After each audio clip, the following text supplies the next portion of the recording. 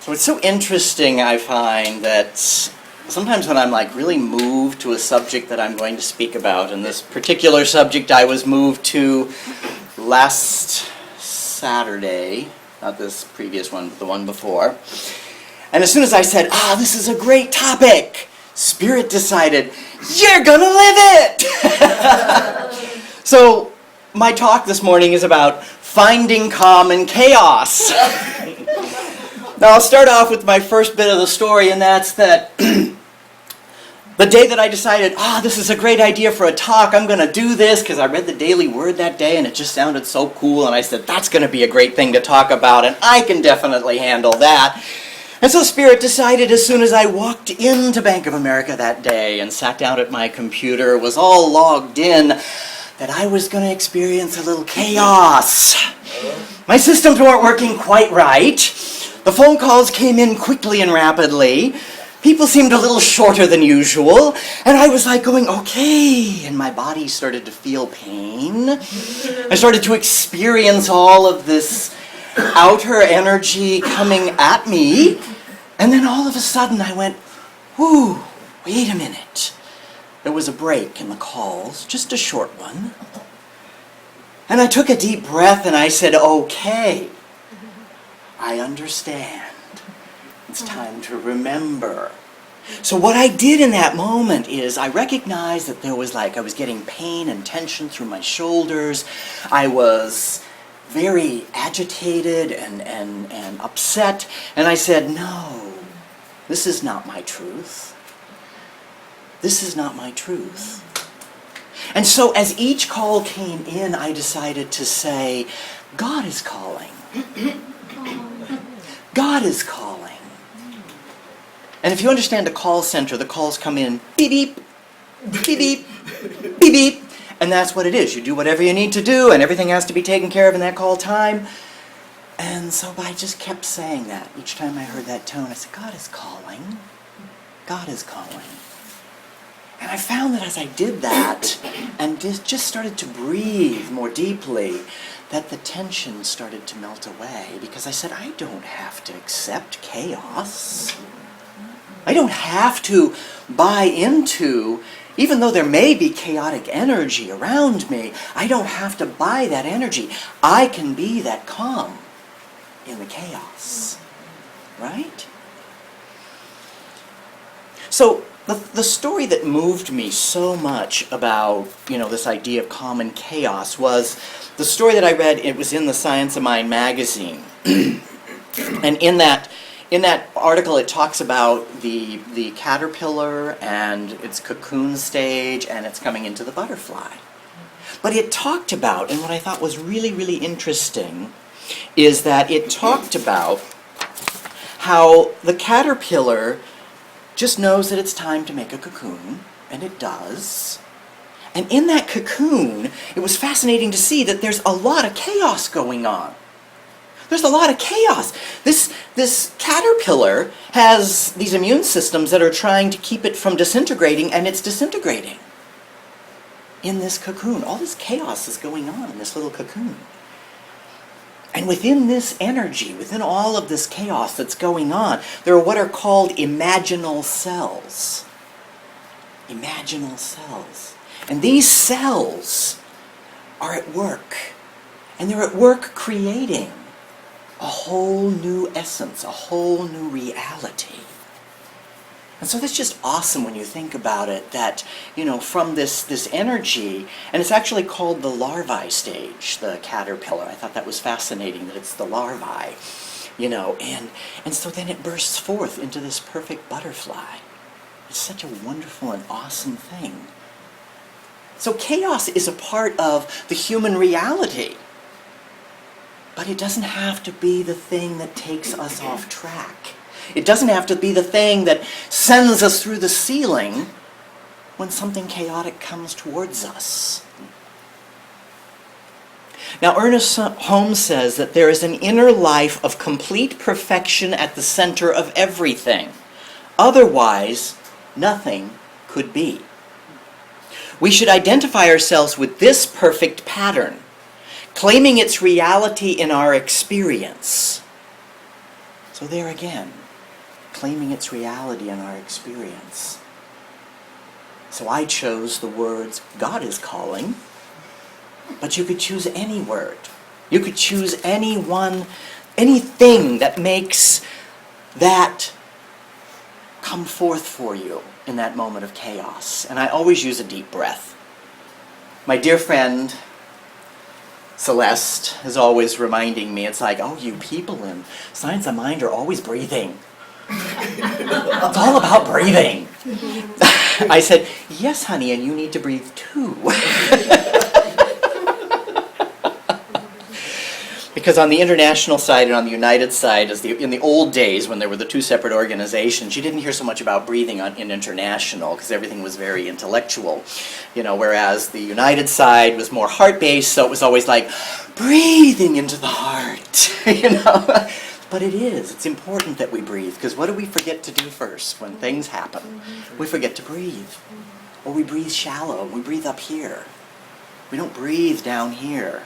And you have to fill your whole body. And the breath is the one thing, as I learned so wonderfully in Doreen's breathing thing, the breath is the one thing we can send anywhere in our body. It just doesn't use our lungs. You can visually see your breath going anywhere in your body that you need it. So breath can be a very powerful thing. So that brings me to my next story of chaos. When I decided to become a practitioner, I knew everything was just wonderful and I was going to definitely do this, and everything moved just beautifully, right? And then it came to, I passed the test, and then I was going to my oral panels, okay? So going to the oral panels, Ed and I decided, let's take the trailer and the truck and we'll stay in Reverend Ian's driveway, and and then it'll be easy to go into, Philadelphia, to the Center of Peace. What a wonderful name for a center, right? And then we're going to go into the Center of Peace. Well, we get in the truck, and we're driving in, and the traffic is horrific. But something else is going on. The brakes on the truck become manual. They are no longer power. And Ed said, oh, honey, I want you to be totally centered, so I will drive. Now Ed, I love Ed, but Ed has a way of, like, when something starts to go wrong, chaos.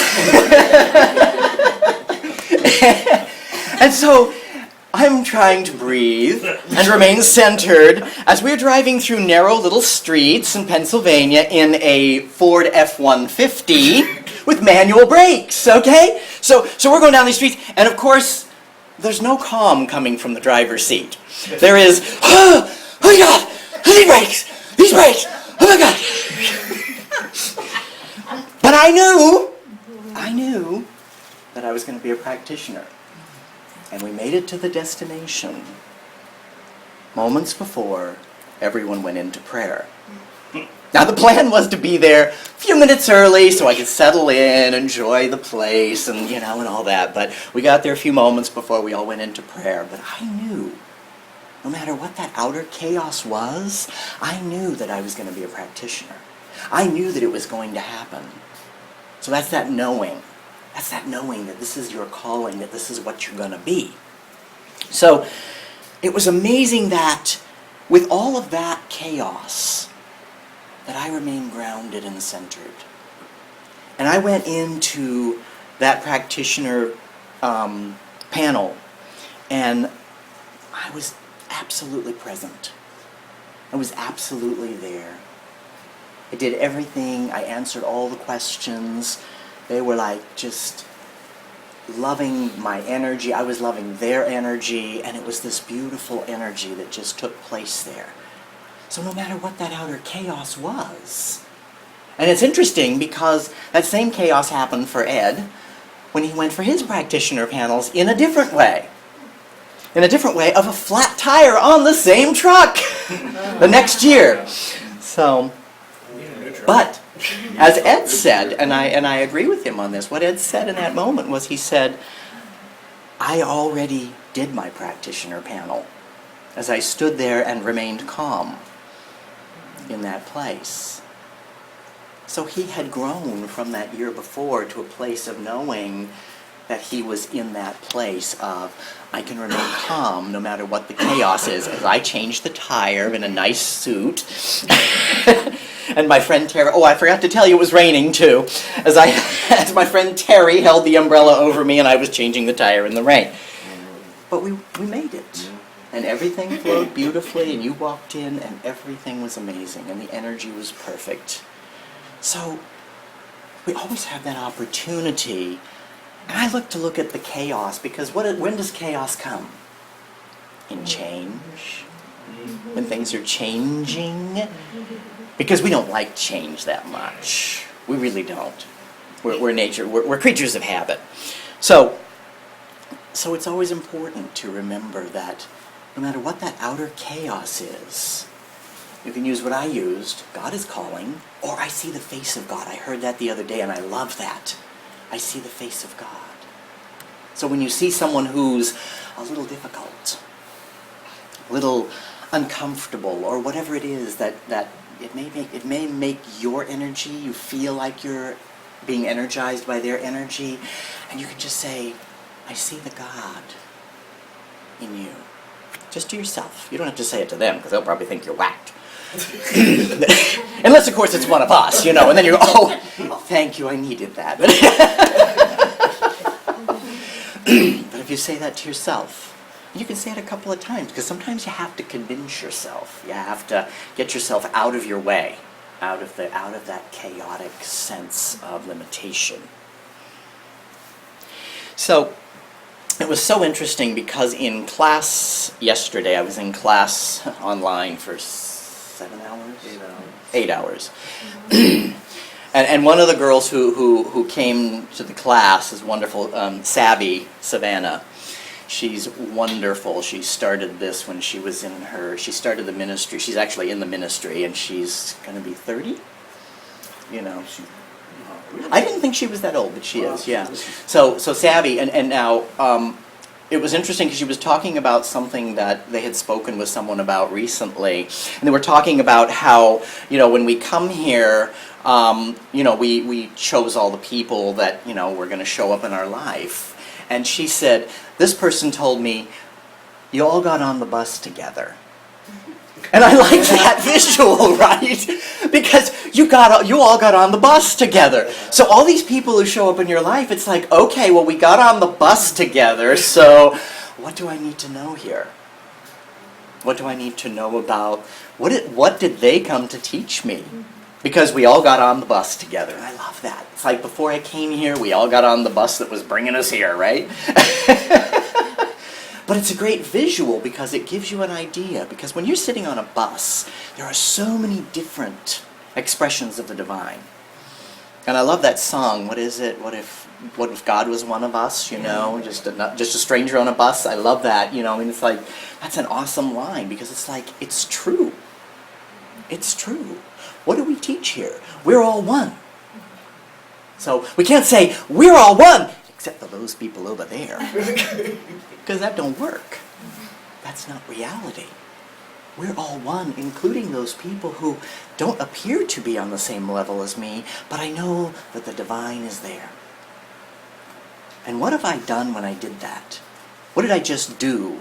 When I looked at that was something that appeared chaotic outside of me, and I said, but the God is there too. What did I do? Did I shift a consciousness? Did I shift my idea of reality? By recognizing the truth. Exactly, by recognizing the truth. So you find a word or a phrase or something that brings you back to center. Really important to do that, especially when you're in those places where I'm not good enough, right? None of us do that, right? Nobody here does that. I'm not. No. It's just me. But it's like that's the place we need to be. Where we can, when we're in that place, and that's chaos. I'm not good enough is a chaos. It's a chaos of that outer reality. But chaos is a friend. Because it teaches us that we can go within and get calm. Right? That we can go in and say, this is not the truth. This outer reality is not the truth right now for me, because the real truth is that I am supported by the divine. I am supported by the infinite. The Mother, Father, God is embracing me in this moment, and this outer appearance, I know, will find harmony. So I was very touched by this reading that I found here from Ernest Holmes, which I just thought was so powerful and so spoke about what I chose to speak about today. So Ernest Holmes in Science of Mind says, during the process, many things may happen that appear to be destructive. We may pass through bad fortune or good fortune. But if we can come to the point where we are not disturbed by things, we have found the secret. We found the secret. If, as Jesus said, we judge not according to appearance, but judge righteous judgment, remembering that things which are seen are not made of things which do appear.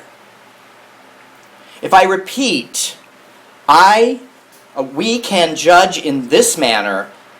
Out of any chaos, we can produce harmony. Out of any chaos, we can produce harmony. So what he's talking about here is, what Jesus is saying is that it's not righteous judgment. We all remember righteous judgment, right? We've all maybe experienced that at one point or another. But it's not that. That's not what that righteous judgment means. That righteous judgment means the divine intelligence. Seeing it in the eyes of the divine. I like to say putting on your God eyes. Putting on your divine eyes. Because that's what it is. Because as soon as I judge something as negative, what happens? The law says, okay, that's negative. Here you go. I don't want that. So I want to see the higher truth. I want to see the more realistic truth. So chaos comes with change, and change means growth. So when you see it coming, I want you to use this little phrase. I'll say it a couple of times. Out of any chaos, I can create harmony. Out of any chaos, I can create harmony. Isn't that awesome? Now all I did was change the we that he had here into an I. So I took Ernest Holmes' affirmation and made it work on an individual basis. But let's just say that again. Out of any chaos, I can create harmony. Isn't that an awesome affirmation? Especially in those moments, if this is the time when you take something like this, you write it down and you keep it handy. In your wallet, in your purse, or wherever, on your iPhone, whatever it might be, you keep it handy so that you can turn to it and you can just go, okay, out of any chaos, I can create harmony. Or you can use mine. God is calling.